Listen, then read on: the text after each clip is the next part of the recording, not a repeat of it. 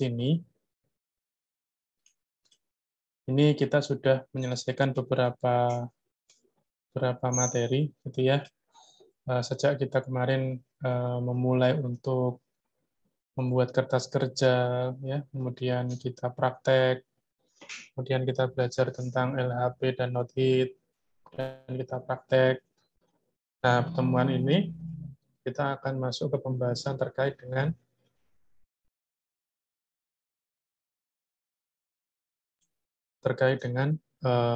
penyelesaiannya, itu ya.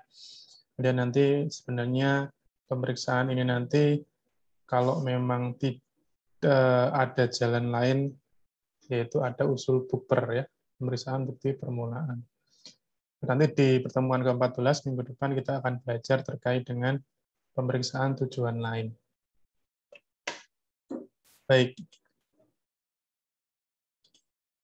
Jadi penyelesaian pemeriksaan ini sebenarnya diatur di dalam PMK 184 ya, yang merupakan ubahan dari PMK 17.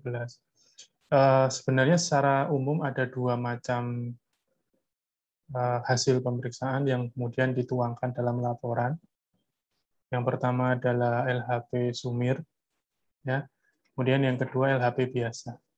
Nah, LHP Sumir ini untuk menghentikan pemeriksaan, tetapi dengan suatu alasan tertentu. Ya, jadi tidak dihentikan dengan normal seperti LHP yang biasa. Nah, kalau kita mau mencari apa itu arti kata sumir, di sini disampaikan bahwa sumir itu adalah singkat. Jadi sebuah laporan yang singkat, ya, yang ringkas, yang tentunya ada alasan kenapa itu ringkas, gitu ya. Nanti kita akan belajar di slide belakang. Nah, salah satu penyelesaian pemeriksaan tadi kita sampaikan bahwa membuat LHP Sumir. LHP Sumir ini dibuat untuk beberapa kondisi. Yang pertama adalah apabila wajib pajak tidak ditemukan, gitu ya. Jadi seandainya pemeriksaan sudah dilakukan, kemudian kita beritahukan, kita panggil atau kita cari lokasinya, ternyata tidak ditemukan dalam jangka waktu 6 bulan, kemudian tidak memenuhi panggilan apabila dia memang pemeriksaan kantor. Ya. Jadi ini kita tutup dengan LHP Sumir. Kenapa kok tidak diproses saja, Pak, sehingga nanti kita bisa terbitkan syarat jabatan SKP-nya, gitu ya. Nah, nanti kalau kita paksakan untuk terbit SKP, meskipun dengan perhitungan syarat jabatan, nanti juga ketika terbit SKP, lari ke jurusita, maka jurusita juga akan bingung ini mau ditaruh kasih di mana ya, yang pada akhirnya itu akan menjadi tunggakan. Nah, tunggakan itu nanti akan menjadi kinerja buruk bagi DJP. Kita dianggap tidak bisa menagih, gitu ya, menagih nilai yang ada dalam SKP. Makanya seandainya ada seperti ini, maka di LHP Sumir saja. Asal semuanya sudah dilakukan untuk menemukan si wajib pajak. Itu ya. Nah, kemudian yang kedua, Sumir itu apabila ternyata pemeriksaannya itu di-hold, ya, ditangguhkan. Kenapa ditangguhkan? Karena dia diusulkan untuk pemeriksaan bukti permulaan secara terbuka. Ya, kita tahu bahwa pemeriksaan bukber itu ada terbuka, ada tertutup. Nah, khusus untuk yang terbuka, maka pemeriksaannya di-hold dulu, ditangguhkan. Nah, cara menangguhkannya bagaimana? Dibikin LHP Sumir, gitu ya. Nah, tetapi LHP Sumir ini bukan kemudian diberikan tanpa syarat, gitu ya. Jadi ketika bukber terbuka, itu LHP-nya itu di-hold, ya. Kemudian ketika dia ternyata ketika di bukber itu dia bayar WP-nya, sebagaimana dalam pasal 8 ayat 3, ya, istilah di 8 ayat 3 dia bilang pengungkapan ketidakbenaran perbuatan. Gitu ya. Nah, ketika WP naik ke bukber, terbuka, kemudian dia membayar 8 ayat 3, ya, pokok plus sanksi. Kalau dulu sebelum Undang-Undang Cipta Kerja, sanksinya 150%. Kalau sekarang karena ada Undang-Undang Cika, maka menjadi 100%. Jadi kalau wajib pajak sudah naik ke bukber terbuka, kemudian dia bayar pokok plus 100%, maka kemudian dia pemeriksaannya dihentikan dengan LHP Sumir. Gitu ya. Nah, kemudian yang kedua, yang poin kedua ini terkait dengan pasal 13A Undang-Undang KUP. Jadi kalau dulu di Undang-Undang KUP sebelum Cika itu ada pasal 13A.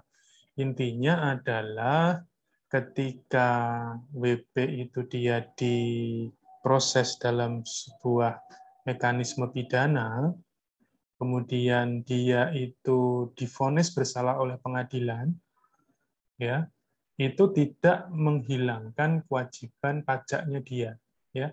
Jadi misal di pengadilan dia divonis bersalah 2 tahun plus denda sekian miliar misalnya. Nah, denda itu tidak menggantikan pokok pajak yang masih terutang yang dia tanggung sebelum dia dipidana. Nah, itu dulu 13A, tapi sejak terbitnya Undang-Undang Cika, pasal 13A itu sudah tidak ada lagi, dihapuskan. Sehingga ini yang poin kedua ini tidak relevan lagi.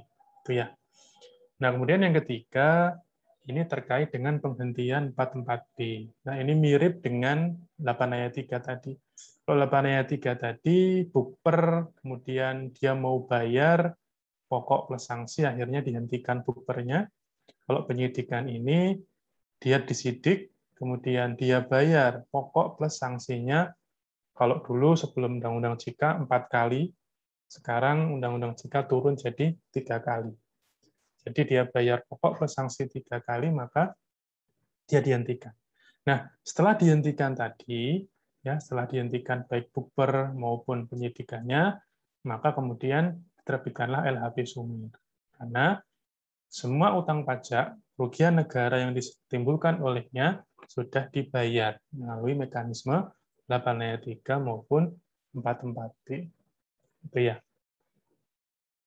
Nah, kemudian yang ketiga, pemeriksaan itu di-hold, ya, ditangguhkan karena ditindaklanjuti dengan penyidikan sebagai tindak lanjut bukber tertutup dan penyidikan dihentikan dengan 44B. Jadi kalau yang tadi nomor 2, bukber terbuka, itu poinnya bisa 8 ayat 3, bisa 44B. Tapi kalau bukber tertutup, kemudian karena tertutup, dia nggak bisa 8 ayat 3, kan? Karena dia tertutup, BP-nya tidak tahu kalau dia sedang di bukber, maka kemudian naik ke penyidikan. Di penyidikan nanti kalau dia bayar 44B, maka masuk ke dalam kriteria LHP Sumir. Gitu ya. Kemudian yang keempat, recall, pemeriksaan ulang. Jadi ketika kita memeriksa selesai gitu ya, tiba-tiba ada data baru, ada apa namanya? Ada novum gitu ya, novum data baru. Kemudian kita putuskan untuk recall, pemeriksaan ulang. Dan nanti ketika recall, ternyata di recall itu tidak ditemukan apa-apa. Sama SKP-nya dengan yang sebelumnya, atau jumlah pajak yang ditemukan ya sama dengan yang kemarin. Jadi bisa dihentikan dengan LHP Sumir. Gitu ya. Nah, kalau saat ini proses recall ini cukup panjang. Ya. Jadi dulu waktu saya masih di Direktorat Gakum, saya ikut dalam tim untuk mengkaji apakah suatu usulan pemeriksaan itu bisa diteruskan ke pemeriksaan atau tidak. Jadi ada kayak semacam tim kantor pusat, ada tim kanwil gitu ya. Nah, di situ dirapatkan tuh. Jadi pada saat itu ada usulan recall, karena recall itu diusulkan karena dianggap pemeriksa pajaknya itu tidak mempertimbangkan beberapa hal yang seharusnya penting untuk ditindaklanjuti, gitu ya. Nah, kami rapat di situ diskusi ya. Yang jadi perhatian memang syaratnya adalah harus ada data baru, gitu ya. Data baru dan itu nanti harus bisa mempengaruhi hasil pemeriksaan. Pada waktu itu sih ditolak karena sebenarnya itu tidak ada data baru. Jadi apa yang diusulkan oleh si pengusul recall tadi itu dia hanya memiliki perbedaan pendapat. Jadi menurut dia itu masih harusnya tidak kurang bayar sebesar itu, tetapi sebesar ini.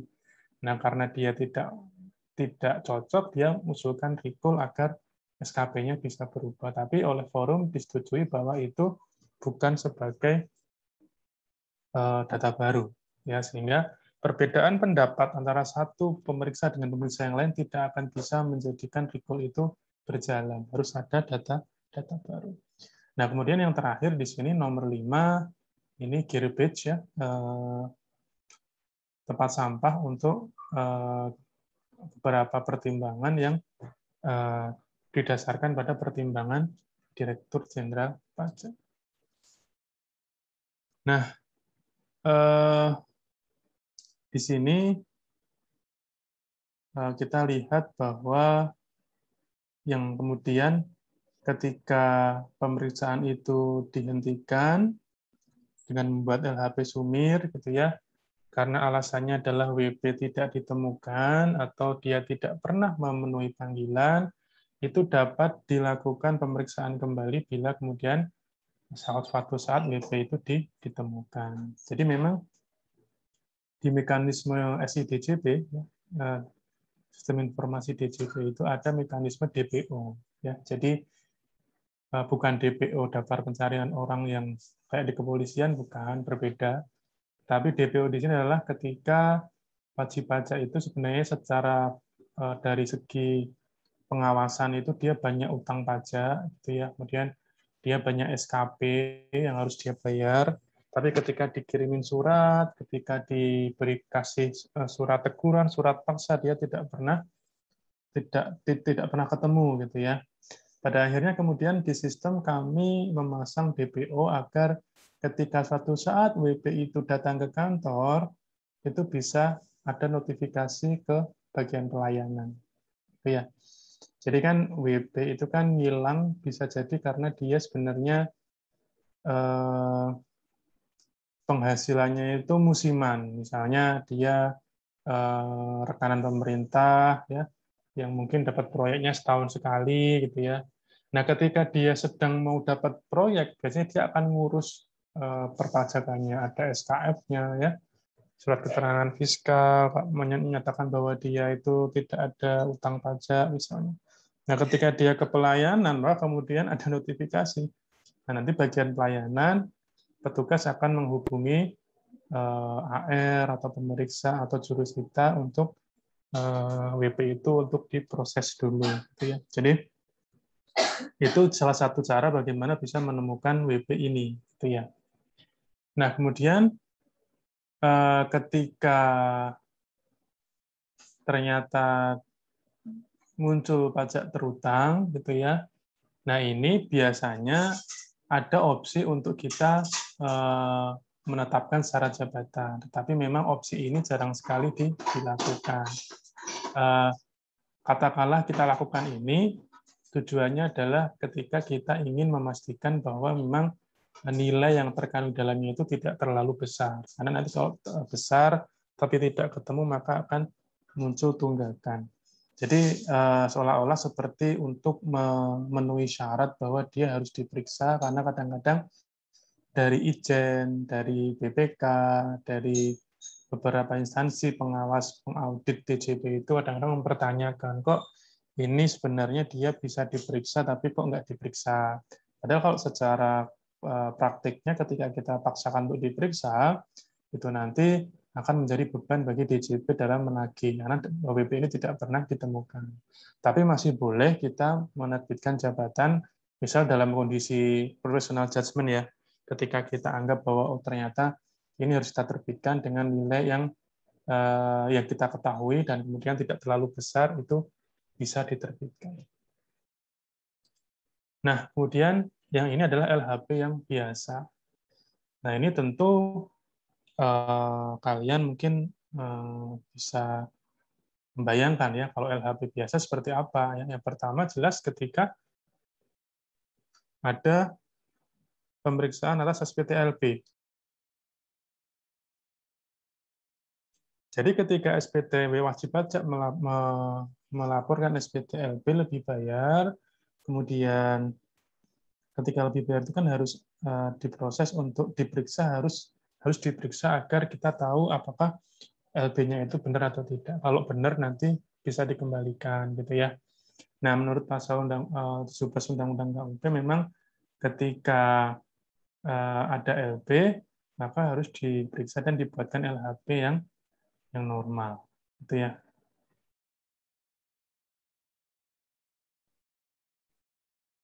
Jadi meskipun dia tidak ditemukan atau dia tidak memenuhi panggilan, tetap dia kemudian tetap terbitkan LHP, bukan LHP sumir tapi LHP biasa. Nah, tapi tentu kita punya keuntungan di sini seandainya dia klaim LB tapi dia tidak pernah datang, tidak tahu di mana lokasinya, ya sudah. Jadi LB ini bisa kita tolak, ya, kita jadikan nihil. Jadi itu malah menjadi keuntungan buat kita. Kemudian yang kedua, jelas ketika pemeriksaan itu bisa dilakukan dengan normal, ya. Wajib pajak, wakil, kuasa, pegawai itu semua ditemukan dan memenuhi panggilan sehingga pemeriksaan bisa diselesaikan dengan jangka waktu yang semestinya.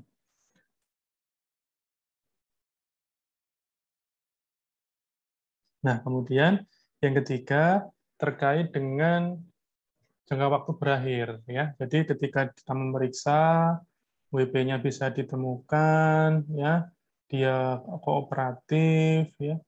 Kemudian ternyata ketika dilaksanakan itu jangka waktunya udah mau habis nih, udah habis malah. Nah, itu tidak kemudian disumir, tapi dibikin LHP biasa. Ya, jadi dipaksa harus ada LHP di saat berakhirnya perpanjangan jangka waktu tadi. Kemudian yang keempat, ketika pemeriksaan diusulkan ke bukber terbuka, ya, karena terbuka itu adalah BP-nya tahu bahwa dia di bukber, maka kita tutup dengan LHP biasa. Kemudian yang terakhir, ketika tertutup, ya, tetapi masuk ketika bukbernya tertutup, tetapi dia masuk ke penyidikan. Jadi tadi linknya ke tadi ke pembahasan tadi yang sebelumnya bahwa ketika kita itu naik ke penyidikan kemudian dia 44B, maka bisa dilakukan pembayaran gitu ya, di 44B pembayaran. Nah, kita bisa menangguhkan. Nah, ketika ditangguhkan dengan pemeriksaan bukber tertutup ini, kita bisa terbitkan LHP biasa. Karena kita tunggu dulu nih sampai bukber tertutupnya naik ke penyidikan. Gitu ya. Jadi ketika dia sudah naik ke penyidikan, baru kita bikinkan LHP. Karena tadi ketika bukber tertutup, BP nggak tahu dari bukber, dia tahunya diperiksa. Kan? Ternyata kita masih lakukan, ya. Kemudian nanti ketika bukber tertutupnya itu naik ke penyidikan, maka kemudian kita bikin LHP biasa. Nah, tadi ketika kita bahas bahwa LHP biasa itu bisa dilakukan, harus dilakukan untuk pemeriksaan yang sudah melebihi jatuh tempo tadi. Nah, ini kita lihat bahwa dia memiliki jangka waktu paling lama 7 hari kerja sejak berakhirnya perpanjangan waktu. Gitu ya. Jadi segera sampaikan SPHP, kemudian dikasih waktu 7 hari kerja. Gitu ya, sejak berakhirnya jangka waktu. Nah, kemudian setelah SPHP lanjut ke pembuatan LHP. Jadi tidak serta-merta waktu habis kemudian prosesnya tidak dilanjutkan, tapi dikasih waktu 7 hari kerja. Nah, kita masuk ke usulan bukber. Jadi pemeriksaan pajak itu bisa juga selesai karena diusulkan ke Bukper. Sama seperti AR ketika dia melakukan pengawasan, WP-nya nggak kooperatif, kemudian kita merasa bahwa WP ini seharusnya bisa bayar lebih banyak, kita bisa usul ke pemeriksaan. Ya. Jadi AR usul ke pemeriksaan. Nah, kalau di pemeriksaan ternyata ada indikasi pidana, gitu ya, maka diusulkan ke pemeriksaan Bukper. Jadi di sini pemeriksaan Bukper ini dilakukan terbuka apabila memang pada saat pemeriksaan ditemukan adanya indikasi tindak pidana. Nah, kemudian kalau kita lihat, ketika WP menolak dilakukan pemeriksaan, itu juga bisa diusulkan pemeriksaan bukti permulaan. Ya. Nanti kalau kalian belajar pasal pidana, ya, pasal 38, 39, 39A, di situ ada poin ketika WP menolak, maka bisa dipidanakan. Ketika WP menolak untuk diperiksa, maka bisa dipidanakan. Ya.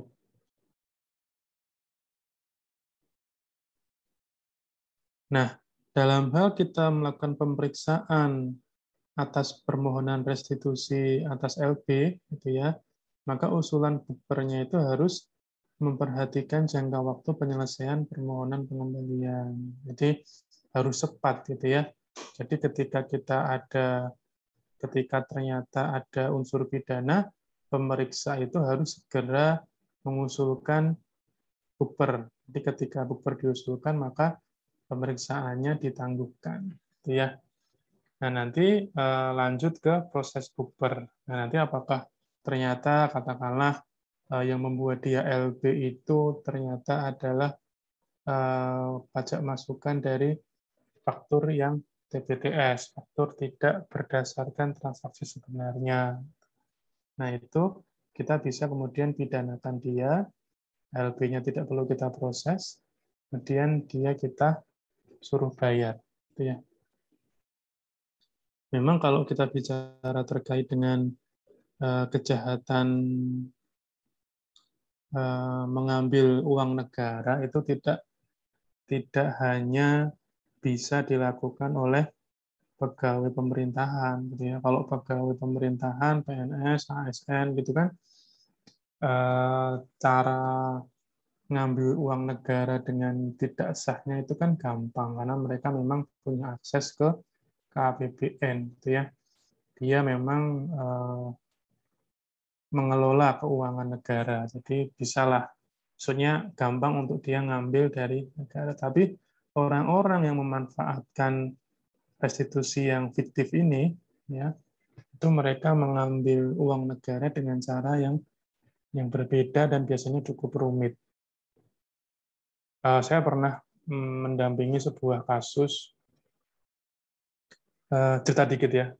Jadi saya pernah mendampingi sebuah kasus terkait dengan penggunaan faktur pajak TBTS. Jadi ini sebuah perusahaan pengolah kertas, gitu ya. Dia selalu mengambil atau membeli kertas bekas yang dikumpulkan oleh para pemulung, entah itu kardus, entah itu kertas HVS, entah itu kertas koran, gitu ya. Dia beli dari pemulung. Kemudian kertas itu dia daur ulang, dia olah, kemudian dia kirim ke perusahaan kertas, ya kayak Ciwi Kimia, Sinar Dunia, gitu ya. Apalagi banyak lah ya. Kalian dulu waktu sekolah mungkin banyak contoh buku-buku. Nah itu dia mensuplai bahan kertas ke situ, gitu ya. Nah dia omsetnya miliaran, puluhan miliar dan tentu dia seorang PKP, gitu ya. Ketika dia lapor PPN, dia merasa bahwa kok pajak saya besar sekali, gitu ya, PPN-nya kok besar sekali, karena kan selama ini dia ambil dari pemulung bukan PKP, sehingga pemulung tidak menerbitkan faktur, gitu kan. maka dia merasa dia putar otak nih, bagaimana caranya agar aku punya PM, gitu ya, PM-nya bisa saya kreditkan. Nah, akhirnya dia ketemu sama seorang sales. Ketemu seorang sales, tapi bukan sales biasa, sales faktur. Jadi sales faktur ini, dia adalah orang yang mengumpulkan perusahaan-perusahaan yang memang tidak aktif. Perusahaan-perusahaan yang memang secara formal, secara legal, dia itu terdaftar di Kumham, kemudian dia itu punya NPWP, kemudian dia itu punya PKP, gitu ya, sehingga dia bisa menerbitkan faktur, tapi nggak ada operasi sama sekali. Benar-benar dia cuma perusahaan yang idle gitu ya. Nah, dia beli itu perusahaan itu, dia beli 10 perusahaan dia beli.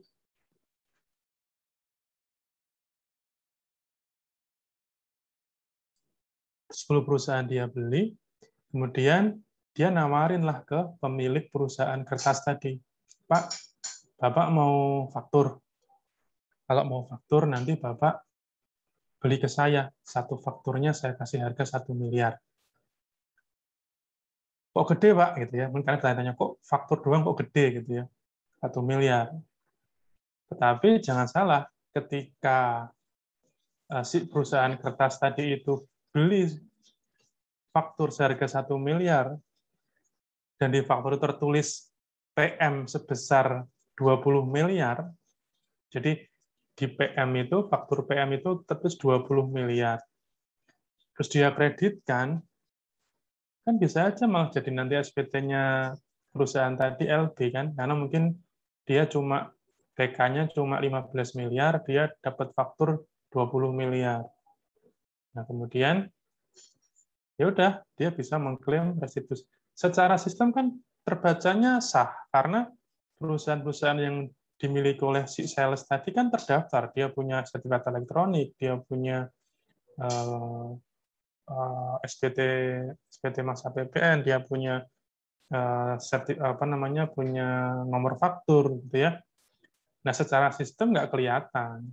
Jadi ya udah lolos gitu ya. Nah, kalau secara pidana kita bisa telusuri, penyidik bisa mencari tahu 10 perusahaan tadi itu benar apa enggak. Nah, pada kasus yang saya tangani itu, si sales tadi itu dalam 1 tahun bisa menghasilkan 50 miliar dari jualan faktur. Itu ya. Jadi memang di luar sana, teman-teman, banyak orang-orang yang pinter tapi menyalahgunakan kepintarannya. Jadi kalian orang-orang pinter, saya kasih tahu ini bukan untuk ngajarin kalian ya, karena risikonya gede. Kalau kalian sampai tertangkap, nanti bisa kena TPPU juga.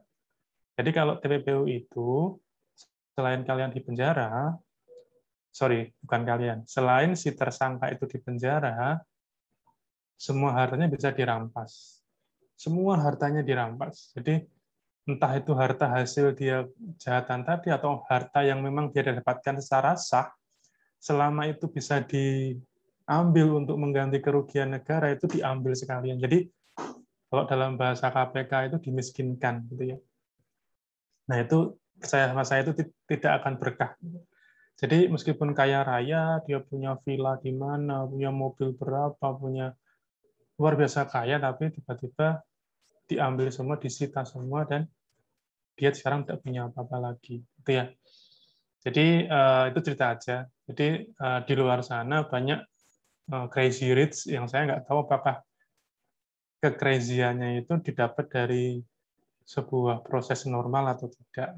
Kita nggak pernah tahu. Cuman ya di era seperti ini kan, di era di mana orang senang mempertontonkan kekayaan, itu kalian jangan pengen lah. Kalau mau pengen ya berusaha sekuat tenaga untuk usaha yang benar. Jangan melakukan hal-hal yang tidak gitu ya. Karena ya kita nggak pernah tahu orang itu bisa seperti itu tuh sebenarnya ngapain.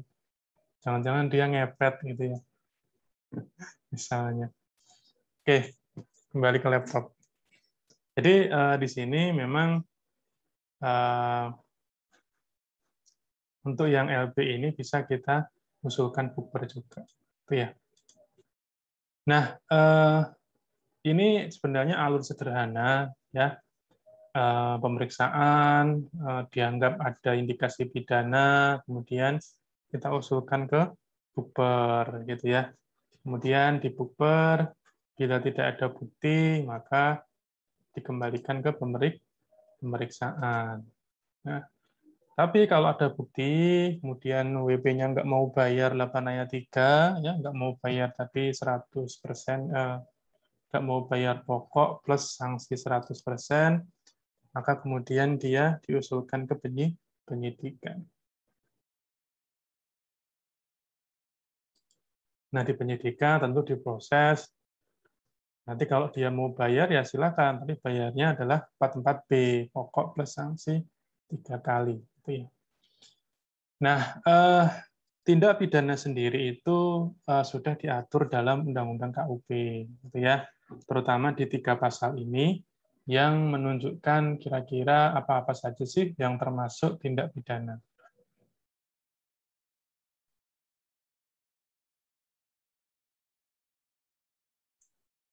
Oke, pertama kalau kita mau bahas satu-satu ada 3 golongan besar. Pertama ada pelanggaran. Pelanggaran ketentuan perpajakan, tetapi ini sifatnya masih alpa. Alpa itu tidak sengaja, gitu ya. Pasal 38 mengatur tentang kealpaan.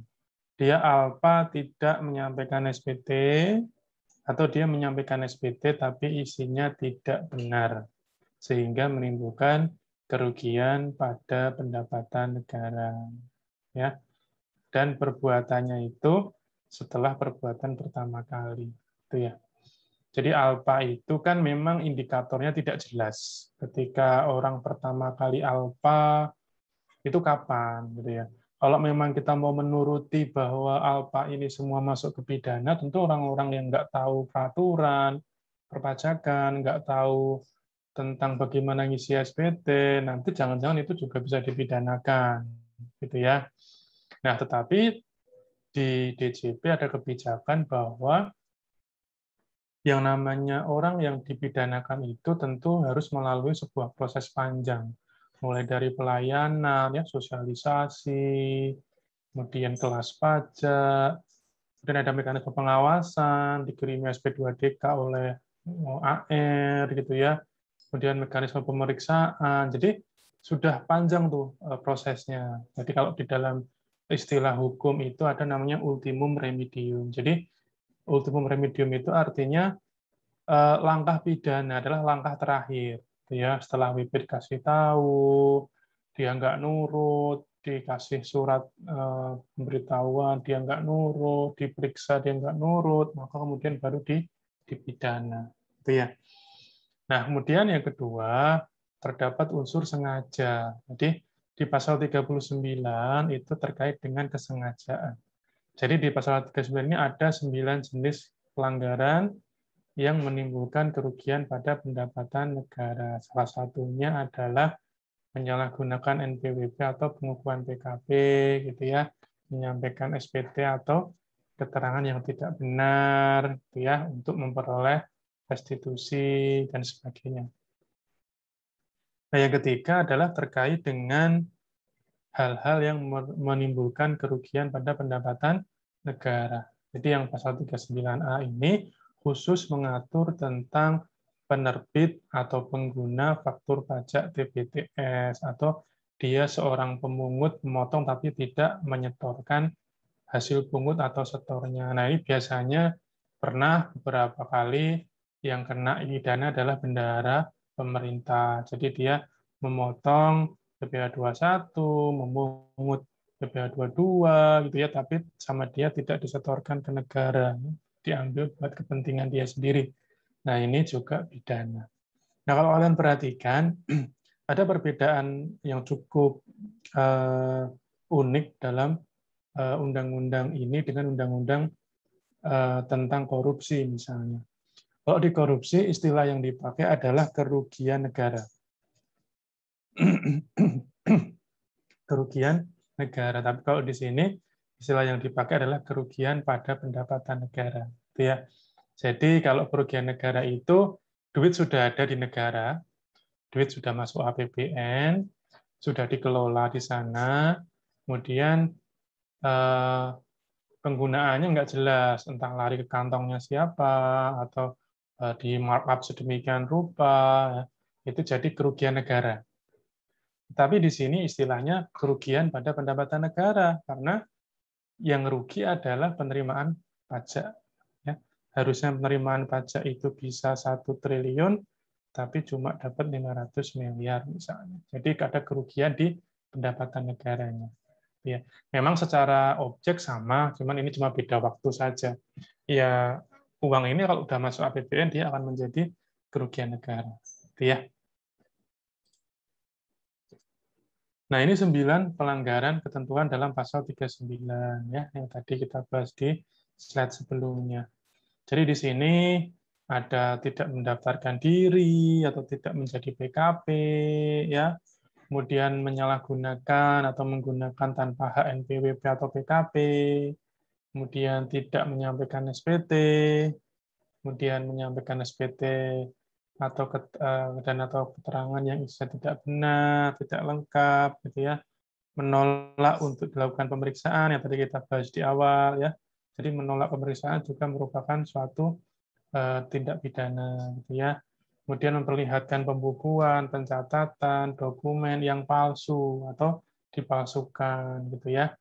Kemudian tidak menyelenggarakan pembukuan di Indonesia, tidak memperlihatkan atau meminjamkan buku, catatan dokumen, gitu ya. Kemudian tidak menyimpan dokumentasinya di dokumentasi pembukuan di Indonesia, ya. Kemudian yang terakhir, tidak menyetorkan pajak yang telah dipotong atau dipungut, ya. Pungut tidak setor, ya. Potong tidak setor itu pidana.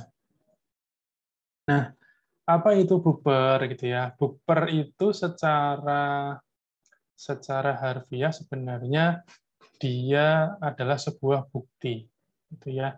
Sebuah bukti yang isinya itu bisa bentuknya bisa keterangan, bisa tulisan, bisa benda, ya benda misal kita temukan fakturnya, nah itu benda yang dapat memberikan petunjuk adanya dugaan kuat bahwa sedang atau telah terjadi tindak pidana, gitu ya. Jadi dia sebenarnya pemeriksaan bukber itu adalah pemeriksaan yang tujuannya untuk menemukan bukber, menemukan bukti permulaan, gitu ya.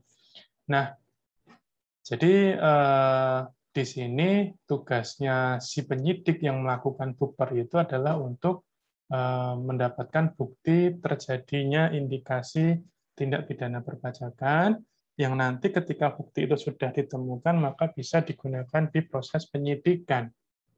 Ya, kan kalau kita lihat bahwa untuk membuktikan seseorang itu bersalah atau tidak dibutuhkan 2 alat bukti, gitu ya. Nah, alat bukti tadi dicarinya bukan hanya di saat penyidikan, tapi juga di saat bukber. Nah, kalau dalam kepolisian, bukber ini adalah penyelidikan. Ya, kalau kalian baca berita atau kalian nonton film, ada proses lidik, ada proses sidik. Proses lidik itu penyelidikan, pencarian bukti permulaan ini. Yang kedua proses sidik itu proses penyidikan. Ya, jadi ini digunakan untuk menemukan bukti awal. Nah, ini kita bahas terkait bukber terbuka dan bukber tertutup. Kalau terbuka, jelas karena namanya terbuka, maka WP mengetahui bahwa dia sedang di bukber. Sementara kalau bukber tertutup, itu WP tidak tahu bahwa dia sedang di bukber. Ya. Nah, pertama bukber terbuka dulu. Di sini dilakukan bukber terbuka apabila memang ada restitusi 17B ya. Jadi kalau dia memang mengajukan restitusi, terus kemudian dia ada indikasi pidana, maka bukbernya adalah bukber terbuka. Kemudian yang kedua dilakukan pemberitahuan tertulis ya kepada WP. Kemudian jangka waktu pelaksanaannya adalah 12, paling lama adalah 12 bulan sejak tanggal penyampaian surat pemberitahuan bukber sampai dengan laporan. Ya. Nah, sebenarnya kalau yang tertutup ini dilakukan tanpa pemberitahuan. Jadi tidak perlu diberitahukan pada wajib pajak. Kenapa Pak? Ya kenapa harus ada opsi ini? Ya, kenapa nggak terbuka semua saja? Ya memang kita harus tahu karakternya penjahat.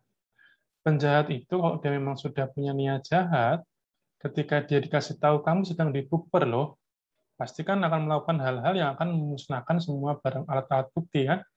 Entah dia bakar, entah komputernya dia buang, entah dianya bikin identitas palsu, macam-macam. Itu ya. Nah, sering saya menemukan orang-orang yang menggunakan identitas palsu ya. Ketika dia dipanggil dia menunjukkan identitas palsu, terus ketika dia dipanggil lagi nggak pernah datang lagi, ngilang dia ya. Ketika dia di DPO dengan identitas yang palsu tadi yang sampai kapan nggak akan ketemu karena yang diposting bukan nama dia yang asli. Itu ya. Nah, ini kenapa perlu adanya pemeriksaan bubar tertutup. Nah, kemudian penangguhan pemeriksaan.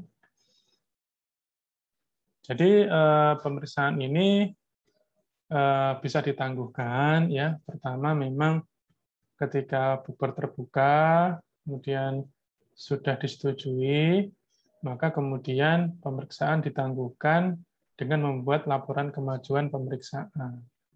Nah, nanti ketika WP-nya sudah bayar 8/3 ya, kemudian WP-nya sudah bayar WP sudah meninggal dunia, kemudian WP-nya tidak ada bukti yang kuat kalau dia melakukan tindak pidana, kemudian dia 44A dan 44B, kemudian ada putusan pengadilan yang ingkrah, ya ingkrah itu telah memiliki kekuatan hukum tetap, sudah final, dan salinannya sudah diterima oleh Direktur Jenderal Pajak, maka dia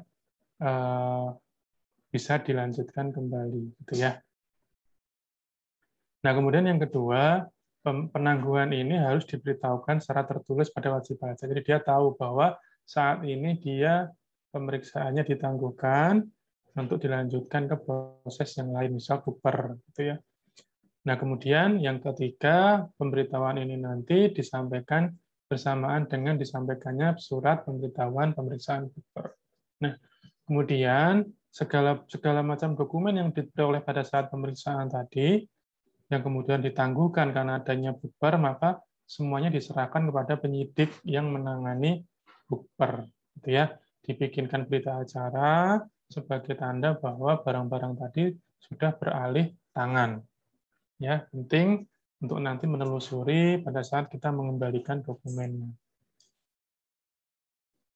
Nah, follow up-nya gimana? Ya, jadi ketika sudah selesai tadi, bukunya sudah selesai, ternyata dia tidak ada pidana, kemudian dikembalikan, maka kemudian dilanjutkan pemeriksaannya. Ya. Nah, kemudian kalau ternyata dilanjutkan, argonya dimulai lagi ya, jangka waktunya dimulai lagi, ternyata kok kurang, butuh perpanjangan, bisa diperpanjang dengan jangka waktu paling lama 4 bulan. Gitu ya. Nah, tapi ketika ternyata pemeriksaannya itu dihentikan karena dia meninggal dunia, gitu ya, maka kemudian harus menyampaikan surat pemberitahuannya kepada wajib pajak atau kepada keluarganya atau kepada penanggung pajak yang lain, gitu ya. Nah, kemudian di sini di poin ketiga ini sebenarnya sudah tidak ada lagi setelah adanya undang-undang JIKA, ya. Jadi demi kepastian hukum, ketika WP itu sudah bayar, sudah divonis, katakanlah gitu ya, dia tidak mengungkapkan 8/3, tidak 44B, tapi dia tetap kekeh sampai dia divonis penjara, sampai dia didenda, maka itu tidak lagi bisa ditagih pajaknya. Dulu kan pakai pasal 13A, karena 13A-nya sudah hilang di Undang-Undang JIKA, maka kemudian ini tidak bisa dilakukan lagi. Nah, kemudian pemeriksaan yang ditangguhkan itu bisa dilanjutkan sesuai dengan ketentuan apabila pertama buper terbuka dihentikan karena wajib pajak meninggal dunia ya, BPOP meninggal dunia. Kemudian pemeriksaan bukber terbuka dihentikan karena tidak ditemukannya bukti permulaan. Jadi tidak ditemukan bukti tentang pidananya.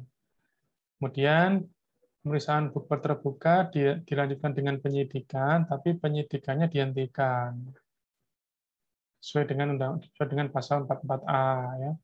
Tidak cukup bukti gitu ya, atau meninggal dunia dan sebagainya.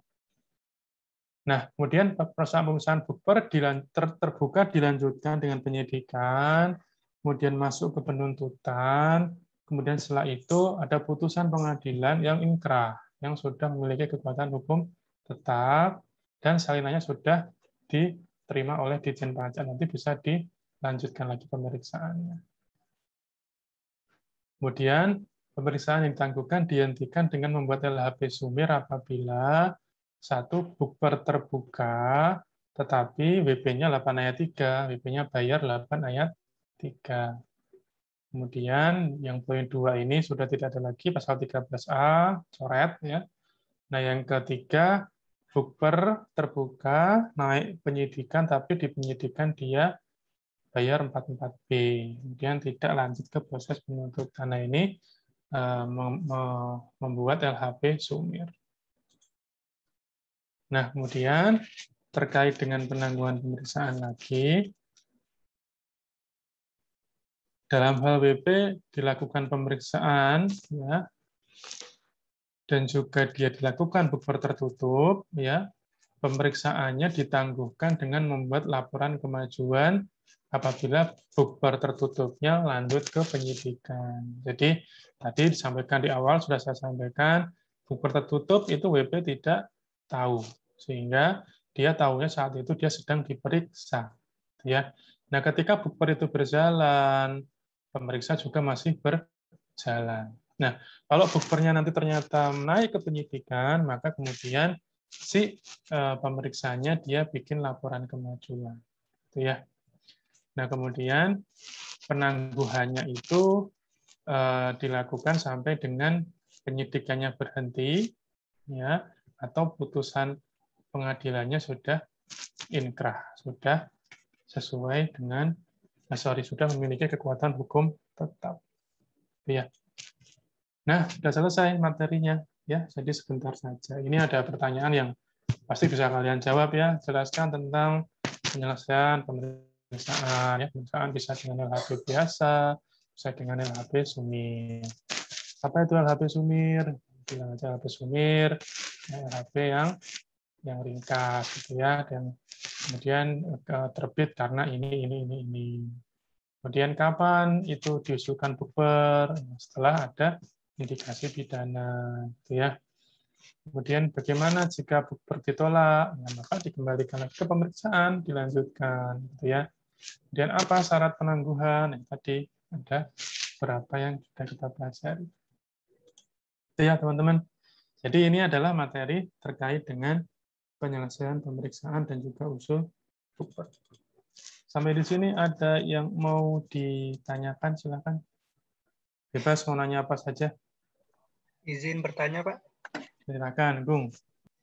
Jadi tadi di penyelesaian LHP sumir kan salah satunya itu kalau ada WP yang tidak ditemukan untuk jangka waktunya itu. Kemudian ternyata dapat dilakukan pemeriksaan ulang, misalnya ternyata di kemudian hari wajib pajaknya ketemu. Nah, apakah atas pemeriksaan ulang tersebut prosesnya sama dengan pemeriksaan biasa atau ada konsekuensi tertentu kepada wajib pajaknya karena ini kan udah lama nih prosesnya dia dulu tidak ditemukan.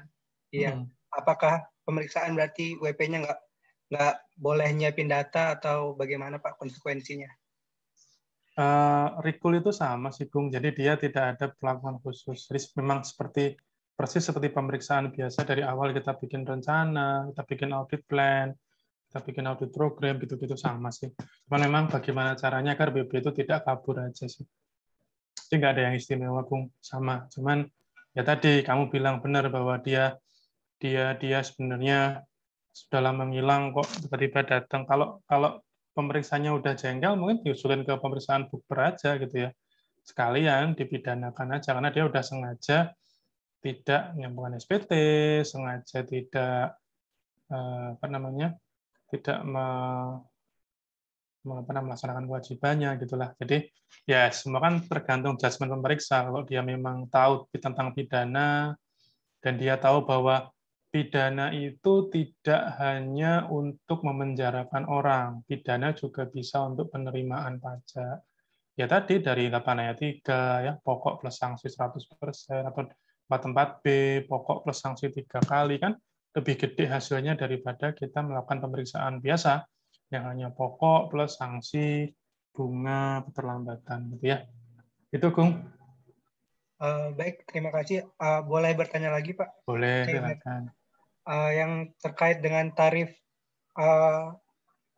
yang baru itu, Pak, kalau diterbitkan SKPKB, nah bunganya. Terus misalnya kan itu kan bulannya paling lama untuk 24 bulan ya, Pak. Nah, misalnya itu atas masa pajak 2017. Nah, sebenarnya kan kalau hitung 2 tahunnya nggak sampai dengan November 2020 ya, Pak. Nah, itu apakah pakai tarif? Misalnya kemudian tapi diperiksanya itu 2021, Pak. Nah, itu untuk tarifnya apakah karena nggak sampai 2 tahun itu, karena 2 tahunnya nggak sampai November 2020 dia pakai 2% atau tetap pakai tarif yang November 2020, Pak? Karena dia sebelum Cipta Kerja. Oke, kalau masalah itu saya sendiri berpendapat bahwa kita tetap memakai tarif November 2020. Kenapa? Karena dalam PMK-nya bilang bahwa untuk semua masa pajak sebelum terbitnya PMK ini, maka menggunakan tarif yang bulan November. Jadi tidak ada hitungan 2 tahun, itu harus pakai ini. Tapi selama dia sebelum terbit PMK itu, dan kemudian dia ternyata diketahui terlambat bayar, ya menggunakan tarif bunga itu, Gung. Baik, terima kasih atas penjelasannya, Pak. Ya, sama-sama. Yang lain silakan.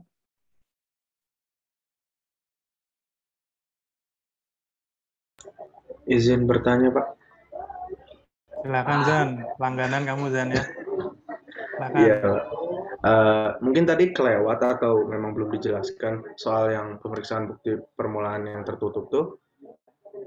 Kan tadi katanya nggak dikasih tahu WP-nya kalau dilakukan bukper tertutup. Nah, di tahap apa sampai akhirnya WP tahu kan nanti ujung-ujungnya ke pengadilan, dan kalau udah di pengadilan mah pasti ada ya adu pendapat antara DJP sama WP-nya gitu kan, Pak. Jadi kapan WP-nya tahu saat ada bukper gitu? Ya, oke. Makasih, Zan.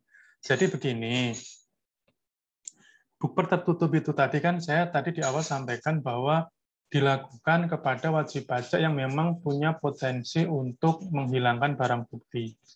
Jadi memang WP ketika dia tahu dia dipidana kan pasti panik tuh, ya. Panik nggak? Panik nggak? Panik lah, masa enggak gitu ya.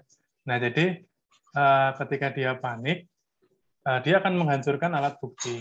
Nah, bedanya bukper dan penyidikan itu, kalau dalam tingkatan kekuatan hukum itu lebih kuat penyidikan, karena penyidikan itu dia boleh menangkap, boleh menahan, boleh menggeledah, boleh menyita. Jadi ketika dia ditutup dulu, bukpernya tertutup dulu, ya tutup dulu, kita gali dulu informasi, kita cari bukti itu, begitu sudah dapat buktinya kita naikkan ke penyidikan, bisa langsung kita tahan, kita tangkap, bisa kita geledah, kita amankan semua barang buktinya. Kalau di bukper itu belum bisa, Zan. Bukper itu nggak ada kewenangan untuk melakukan penggeledahan, penyitaan, penangkapan, itu nggak bisa. Kalau udah masuk penyidikan, dia punya kekuatan yang lebih. Sehingga kenapa kok harus menunggu dia tahu sampai penyidikan, agar ketika dia benar-benar sudah tahu, kita bisa lakukan tindakan seketika sekaligus, langsung kita lemahkan dia, jangan sampai dia menghilangkan alat bukti. Gitu sih, Zan, kira-kira, Zan. Baik, Pak. Terima kasih. Ya, sama-sama. Yang lain, silakan loh.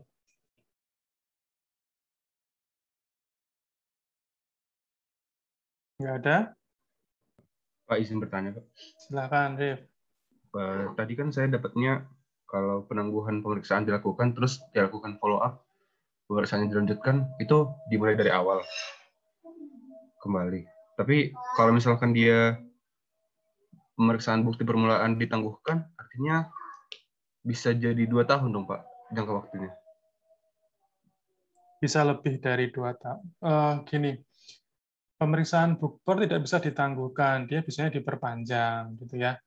Nah, ketika ternyata pada saat dia itu diperiksa, kemudian dia itu diusulkan bukber, ternyata bukbernya lama, gitu ya, baru kemudian clear saat 2 tahun, misalnya 2 tahun baru clear, kemudian ternyata dia harus diperiksa lagi karena ternyata hasil pemeriksaan bukbernya tidak memuaskan, ya bisa dilanjutkan pemeriksaannya dengan tadi pengujian dan bisa diperpanjang 4 bulan tadi. Jadi sebenarnya masih bisa juga diperpanjang untuk pemeriksaannya. Kalau mau diagregat ya jadi lama banget, tapi kan bersihnya kan jadinya tidak selama itu. Jadi memang masih ada hitung-hitungan netnya. Jadi tidak kemudian dianggap bahwa pemeriksaannya udah selesai nih, udah nggak bisa lagi karena sudah 2 tahun misalnya. Nah, itu tidak seperti itu.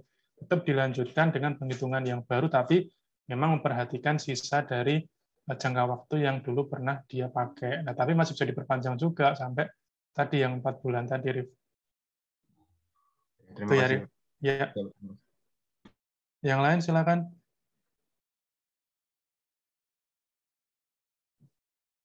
Yang ibu-ibu belum nanya nih, ibu-ibu.